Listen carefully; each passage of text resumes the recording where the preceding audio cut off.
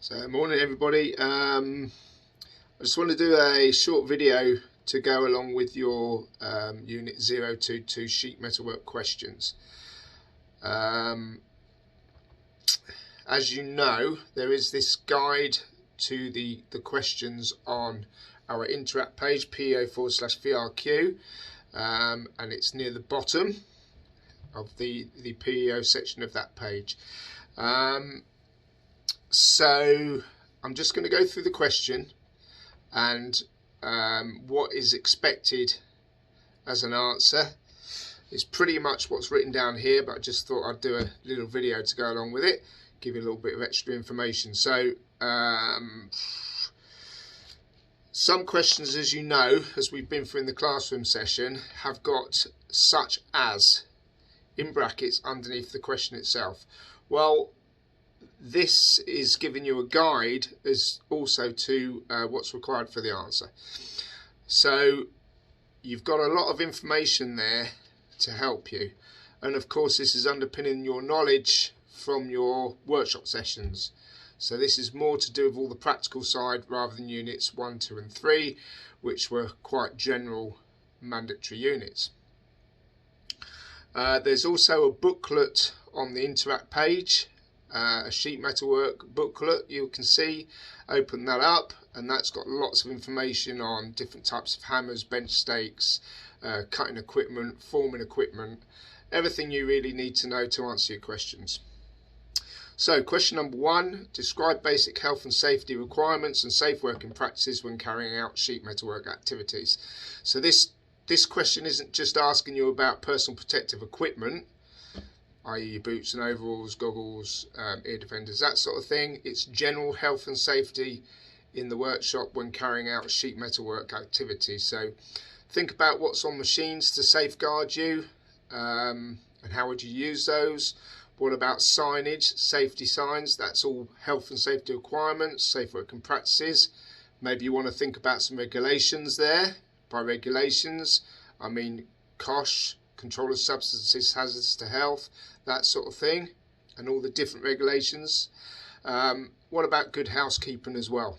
So tidying up after yourself, that sort of thing, making sure machines are clean and tidy. Question number 2, this one is asking you about the PPE, personal protective equipment. So describe all the PPE that you wear, and what about PPE that you haven't yet worn? So you may have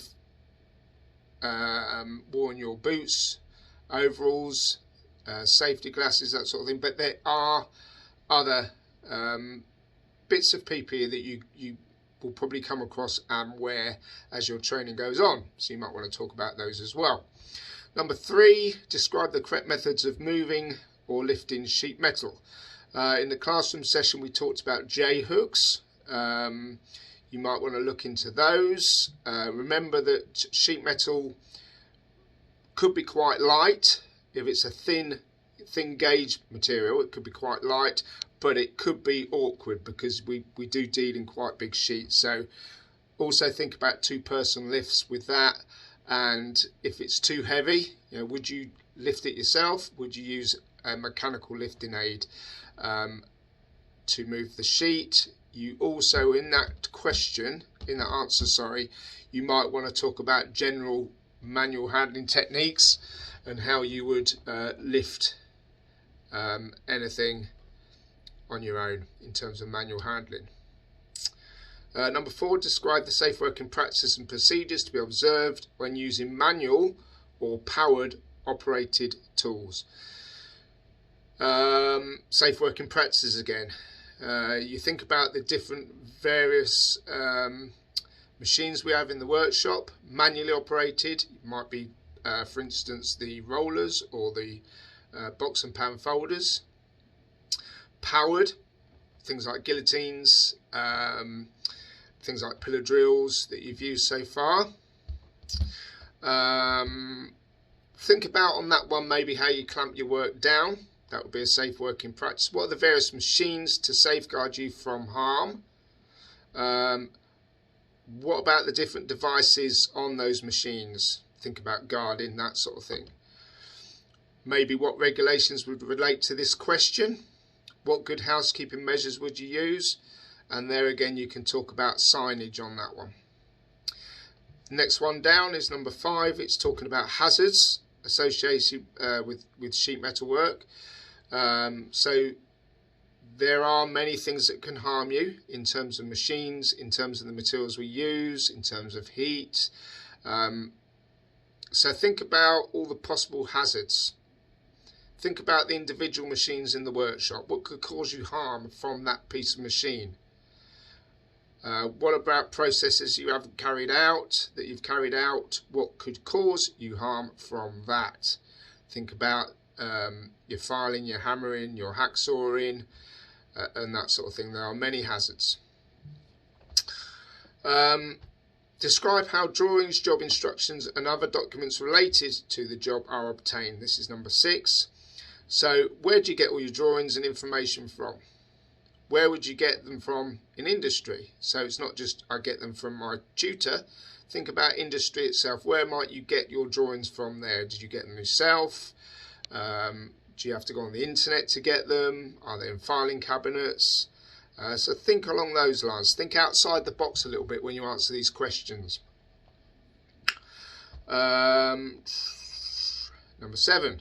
Describe how information from the drawings, such as dimensions, symbols and conventions, are extracted and used. So we did a classroom session on symbols, if you remember. And there is that whisk online, which there is a link to. And we went through all the different symbols and abbreviations in there. So for this answer, if you did not know what the symbols mean and had to read dimensions on a drawing, could you make the job? That is a question for you to think about for this answer. Once you understand the symbols and dimensions, then how would you use them to complete your job? You could also give some examples of symbols and also their meanings. Okay. Number 8, explain the difference between first angle and third angle projection on drawings. We went through this in the classroom. There's lots of information on the internet about this. I've written down here, look carefully at your Interact page. It's all explained on there.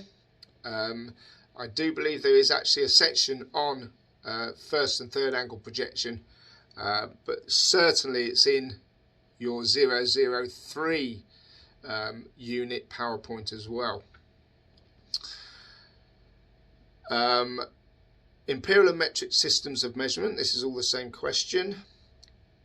Explain and give examples of imperial and metric types of measurement. So at the moment in the workshop you're using the metric system, but also think about the imperial system, just 2 different ways of measurements. You need to research into this answer and give some examples of each type. Okay. Still on the same question, what is meant by tolerance?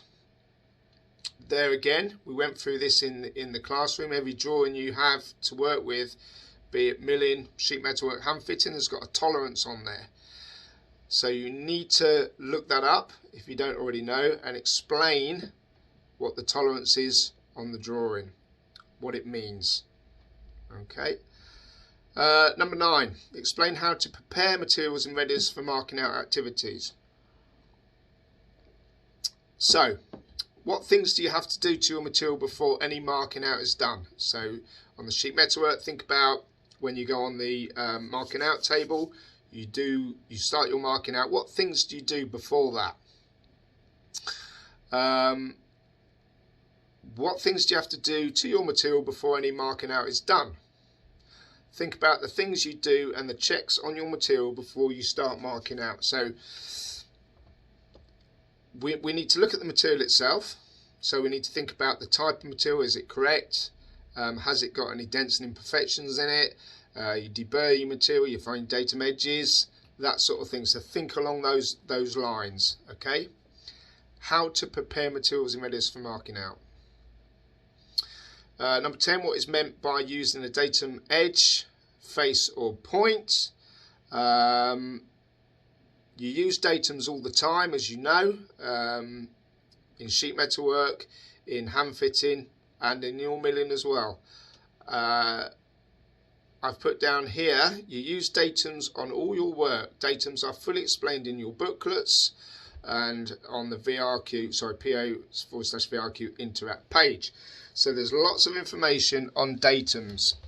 When you go onto your Interact page, you will see there that there's also a booklet on marking out. That is a good booklet, and it tells you all about how to mark out materials, and it tells you about datum, edges, face, datum points, and all that sort of thing. So that's a really good one to get in there and look at. Why is it important to work from a datum? Well, I hope you all should know that by now with the practical work you've been doing.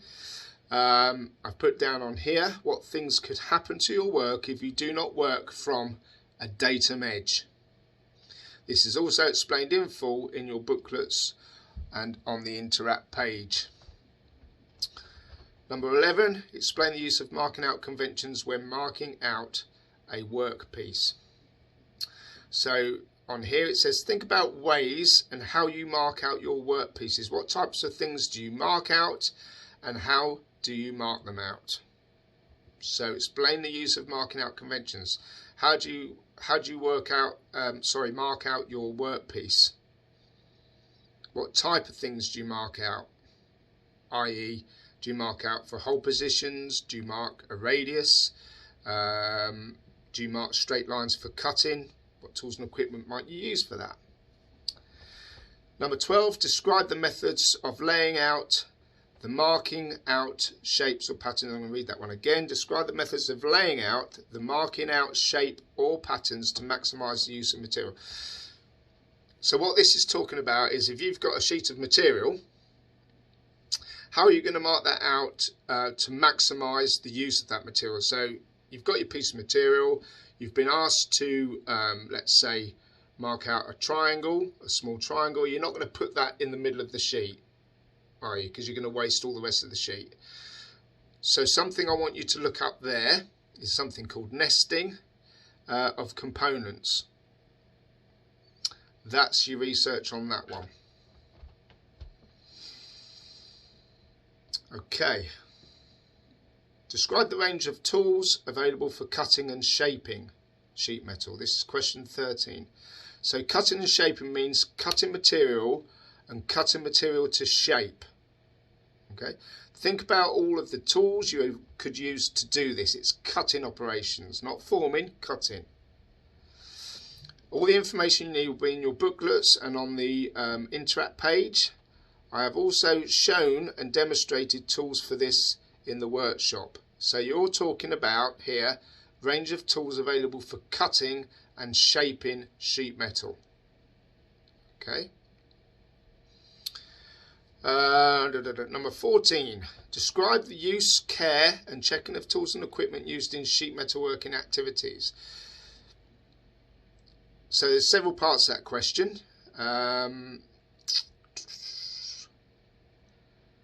So think of tools and equipment that you've used.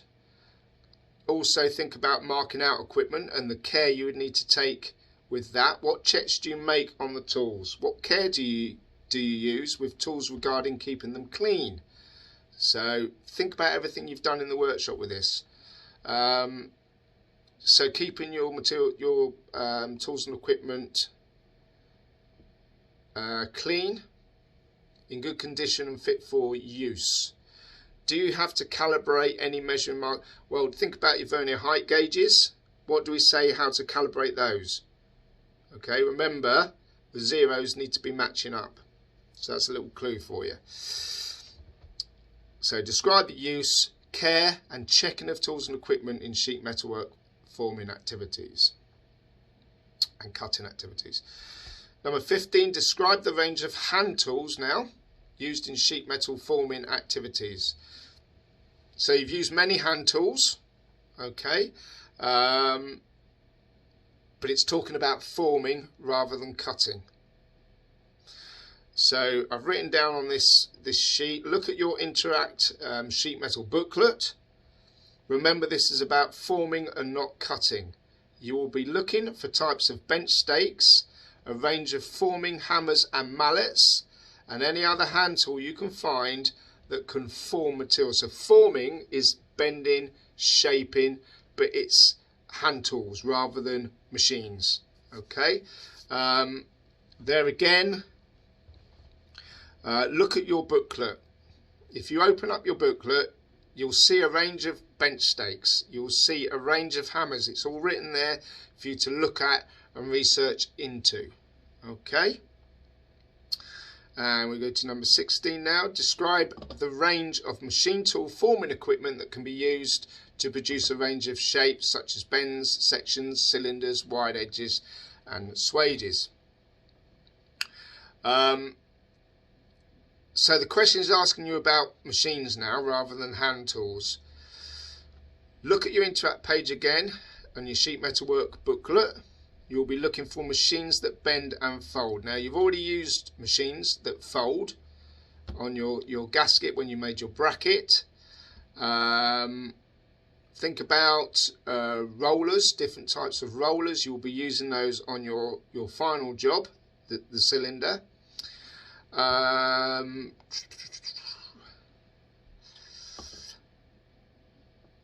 Look up the use of tinmans jennies. Now, a lot of you haven't used this yet, but the tinmans jenny is the blue, the very small blue tool that's on the end of the bench, and that is for putting what we call swages in work. Now you need to look up this on within your booklets.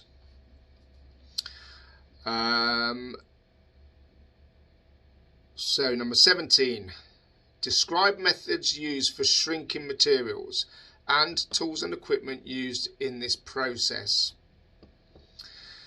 I've put in here on the actual sheet, the reason you shrink and stretch material is to produce double curvature work. And what I mean by that is, if you've got a bowl, or think of a plate that's got two curves on, one going that way, one going that way, you need to stretch and shrink. So you stretch the material in the center, which stretches the work out, and you shrink it on the edges, which pulls the material round like that. So it's for what we call double curvature work. You need to research into that and describe a few methods of doing that.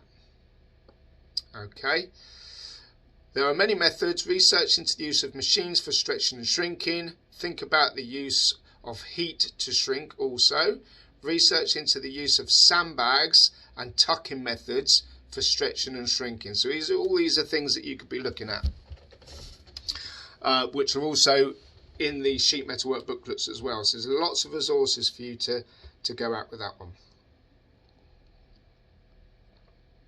So number 18, explain how to set up various machines to produce the required forms. Examples, setting up of rollers and using the bending machine.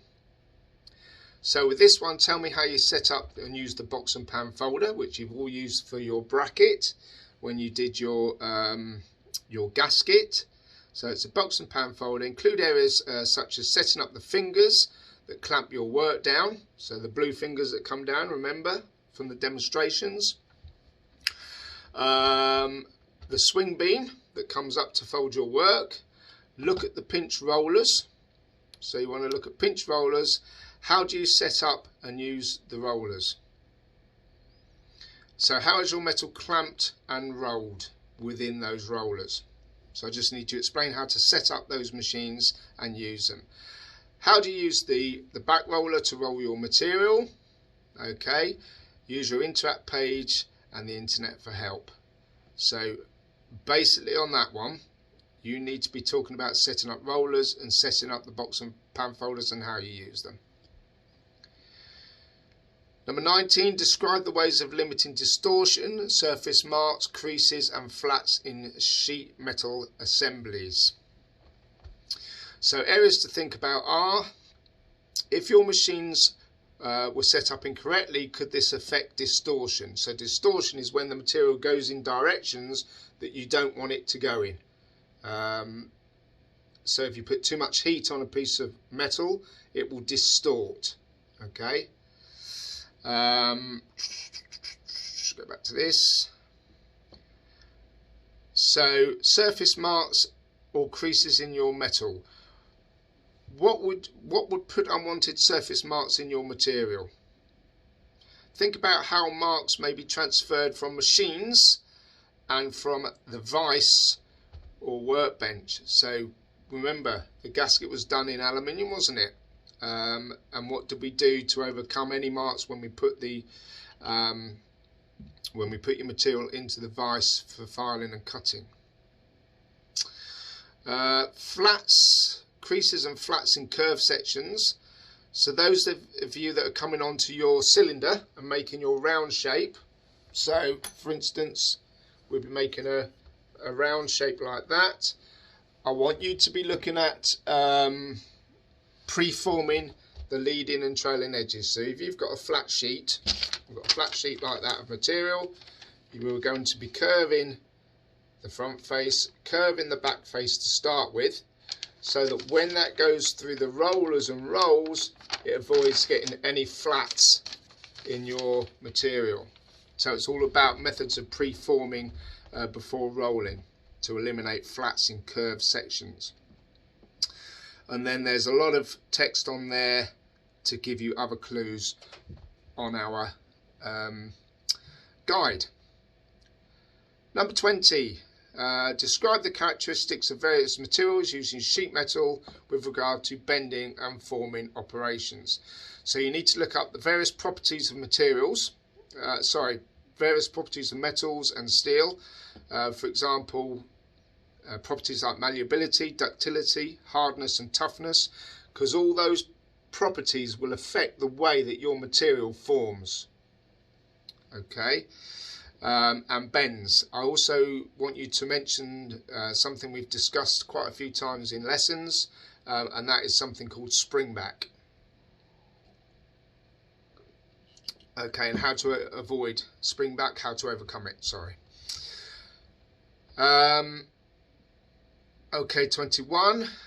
Explain how the materials are to be prepared for forming operations and why some materials may require heating before you form that material up.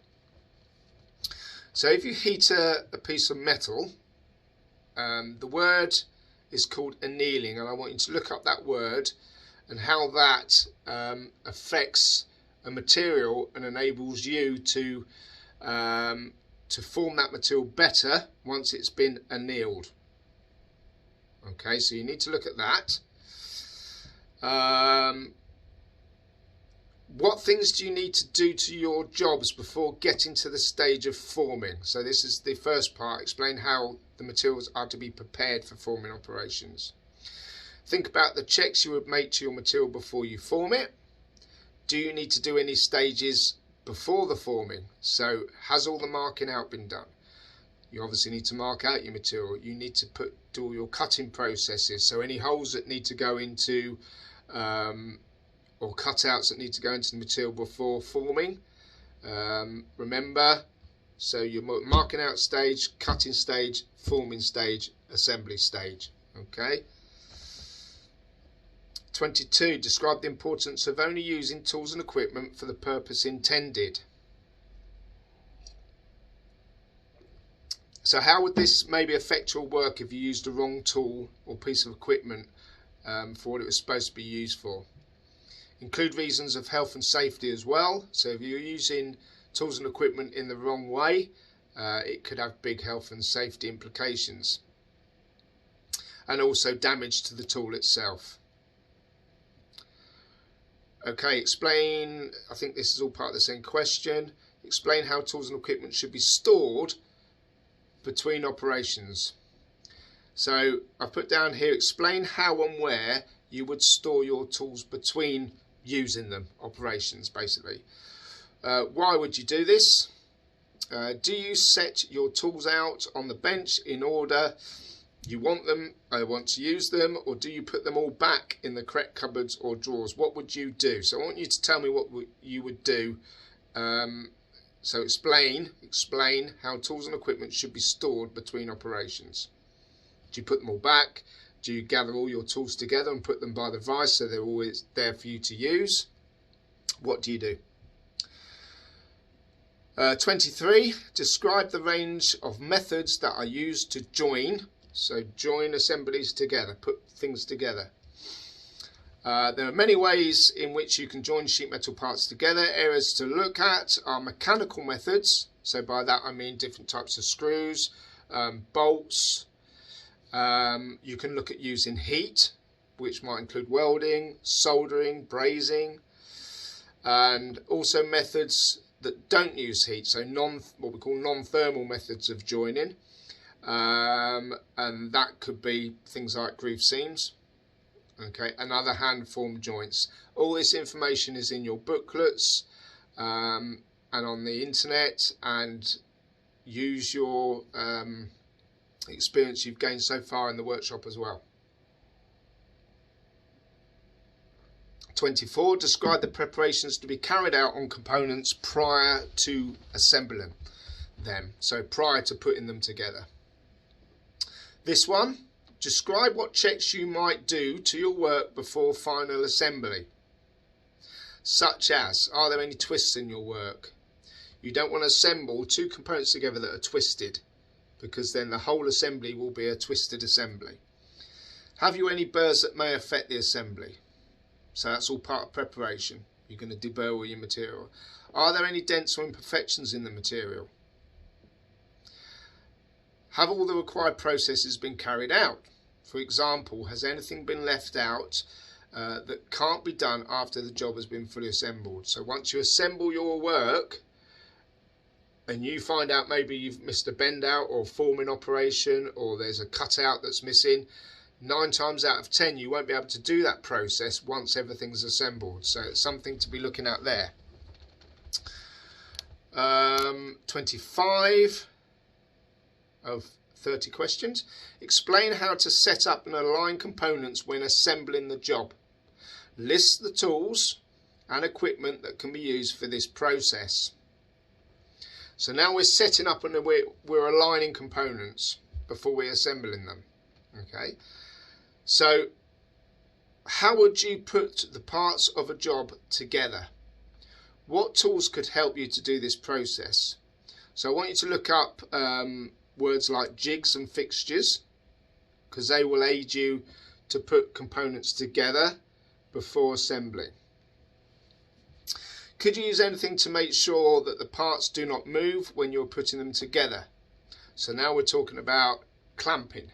So if we've got 2 or 3 or 4 parts to put together, we can use various clamping methods to hold them all together. So you can check that assembly and then you can do the main assembly either using mechanical methods or heat methods, as we just explained in the previous question. What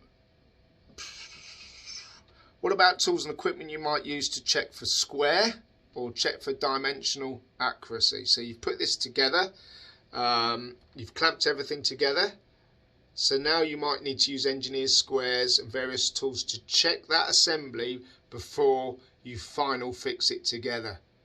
Okay? All things to be thinking about for that one.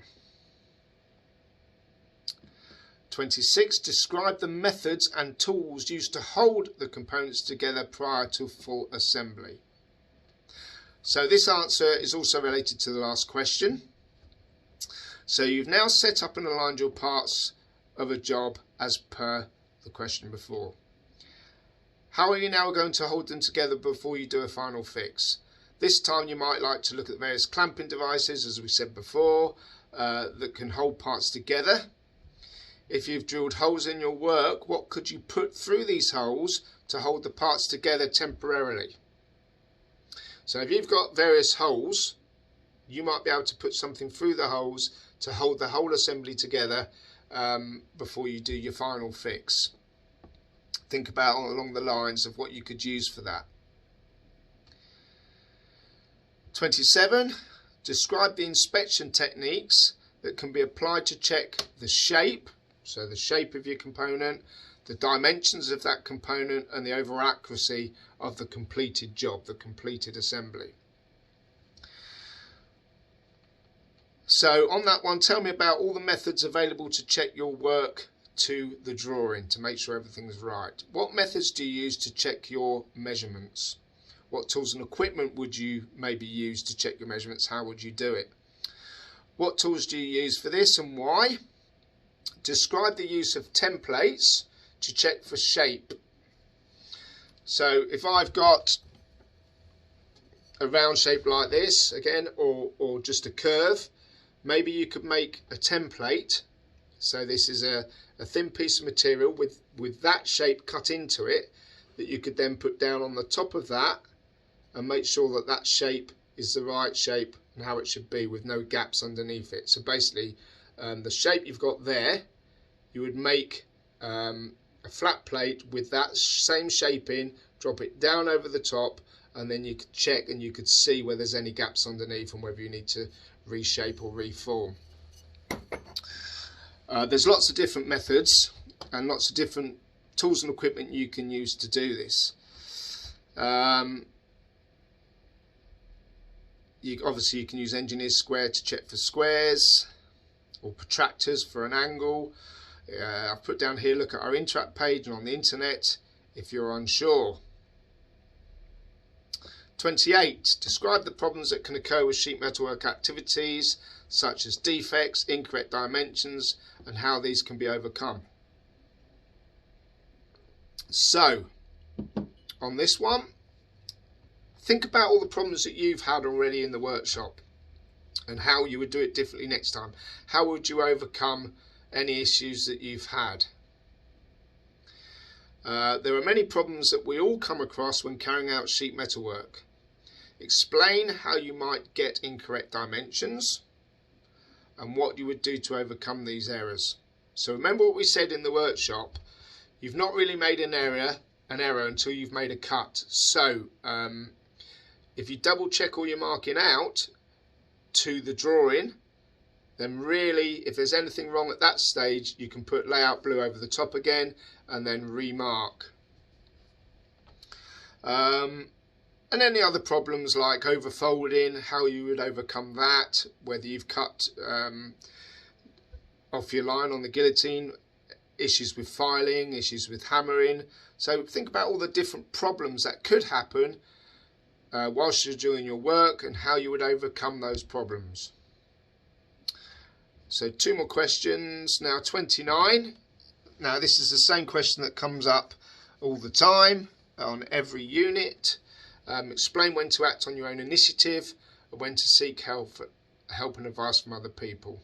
So I'm going to leave that one because you should have covered that in other units. And last of all, describe the importance of leaving the work area and equipment in a safe, clean condition on completion of sheet metal work activities. So you do this all the time in the workshop. Why do you do this? Why is it important to leave the work area clean and tidy? So that's again a very common question that comes up all the time. So that was a small session on 022 sheet metal work and the types of things that I'm looking for an answer. Now make sure that you research on the internet, make sure that you look at the booklet that is provided on our PO/VRQ Interact page. Look at all the resources on there. There's lots of information. You've just got to read it, digest it, and then put them down in your own words, and also relate that information to what you've been doing in the workshop. It's important that we underpin that knowledge, the practical side of it, and then we talk about the practical side of it. So we're underpinning your knowledge.